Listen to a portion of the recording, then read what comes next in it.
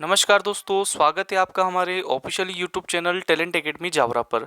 दोस्तों, आज से अपन एक ऐसे महत्वपूर्ण क्वेश्चन की सीरीज स्टार्ट करने वाले हैं जो पूरी तरह सामान्य विज्ञान से रिलेटेड रहेगी।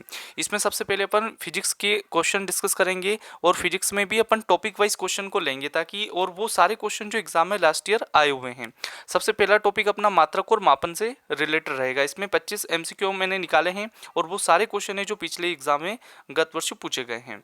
बढ़ते अपन आगे। सबसे पहले मैं बता दूं कि ये क्वेश्चन जो हैं वो रेलवे ग्रुप डी के लिए बहुत महत्वपूर्ण है, MP पुलिस के लिए भी बहुत महत्वपूर्ण है, NTPC के लिए भी बहुत महत्वपूर्ण है और वो सारी एग्जाम जिसमें साइंस पूछी जाती है उन सब के लिए वो बहुत महत्वपूर्ण है।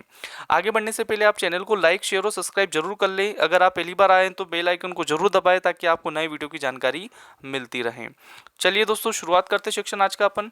सबसे पहला क्वेश्चन है और कई बार रिपीटेड एग्जाम में कि कार्य का मात्रक क्या है।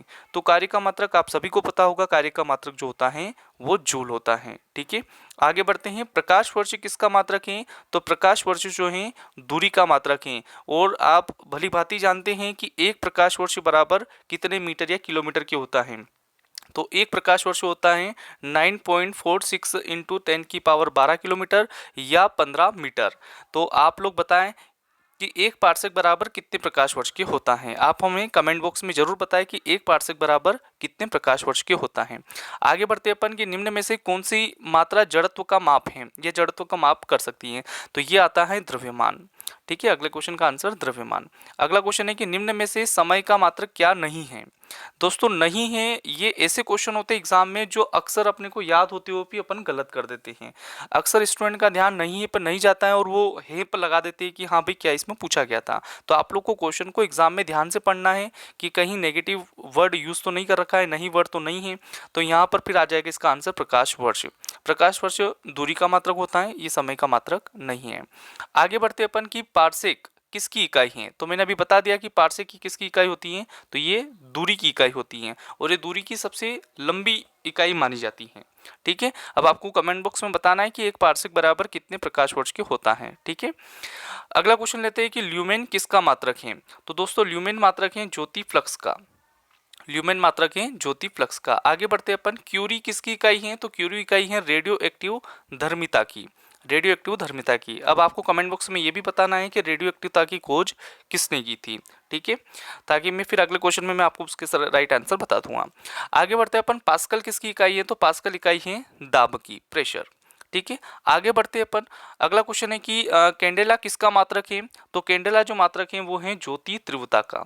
ठीक है, इनमें अक्सर कंफ्यूज रहता है ज्योति फ्लक्स, ज्योति प्रभाव, ज्योति दाब, ज्योति तीव्रता। तो इनमें ध्यान से आप लोग ऑप्शन देखना है ना। तो इसका आंसर आएगा ज्योति तीव्रता का।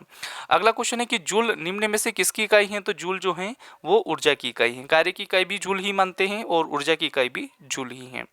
आगे बढ़ते अपन, मात्रकों की अंतर्राष्ट्रीय पद्धति कब से लागू हुई। तो ये क्वेश्चन थोड़ा सा डाउट करता है क्योंकि कई कई बुकों में इसके आंसर अलग अलग बता रखे हैं। वैसे तो इसका आंसर 1957 से जो अंतर्राष्ट्रीय पद्धति इसकी लागू हुई थी, लेकिन कहीं कहीं बुकों में ये 71 भी बता रखा है। तो आप भी इसको अच्छे से बताएं और कमेंट बॉक्स में हमें बताएं कि इसका राइट आंसर क्या होगा। वैसे तो 1957 ही है। आगे बढ़ते अपन, हर्ट्ज क्या मापने की यूनिट है। तो हर्ट्ज जो मापने की यूनिट है वो है तरंगों की आवृत्ति। ठीक है, आगे बढ़ते अपन की विद्युत मात्रा की इकाई क्या है। तो विद्युत मात्रा की इकाई जो है वो है एम्पियर। ठीक है, एसआई पद्धति में लेंस की इकाई क्या होती है। तो डायोप्टर बहुत महत्वपूर्ण क्वेश्चन है दोस्तों, ये कई बार एग्जाम में आ चुका है। ठीक है, लेंस की नापने की इकाई तो ये है डायोप्टर। आगे बढ़ते हैं कि डेसिबल किसे नापने के लिए प्रयोग में लाया जाता है। तो ये ध्वनि ध्वनि वातावरण में ध्वनि को नापने के लिए प्रयोग में लाया जाता है। ध्वनि की इकाई होती है डेसिबल। एम्पियर नापने की इकाई क्या है। तो ये विद्युत को माना नापता है, करंट को। ठीक है, इसमें ऑप्शन विद्युत नहीं दिया है तो यहाँ पर करंट दिया है। आगे बढ़ते हैं अपन, त्वरण ज्ञात करने का सही सूत्र क्या है। गति के 3 समीकरण हैं, उनमें से ही त्वरण को ज्ञात किया जाता है। ए जो है त्वरण को डिस्क्रिप्ट करता है। तो यहाँ पर जो इसका जो फॉर्मूला बनेगा वो बनेगा फर्स्ट वाला। ठीक है, इसी समीकरण से त्वरण को निकाला जाता है। ए बराबर V minus U upon T. अगला क्वेश्चन है कि पदार्थ के संवेग और वेग के अनुपात में कौन सी भौतिक राशि प्राप्त की जाती है। कौन सी भौतिक राशि प्राप्त की जाती है। तो ये की जाती है दोस्तों द्रव्यमान। ठीक है, आगे बढ़ते अपन कि प्लांक के अचर में किसका आयाम होता है। तो प्लांक के अचर में कोणीय गति का आयाम होता है। अगला क्वेश्चन है कि यदि किसी चली हुई वस्तु के वेग को 2 गुना कर दिया जाए तो उसकी इकाई क्या है।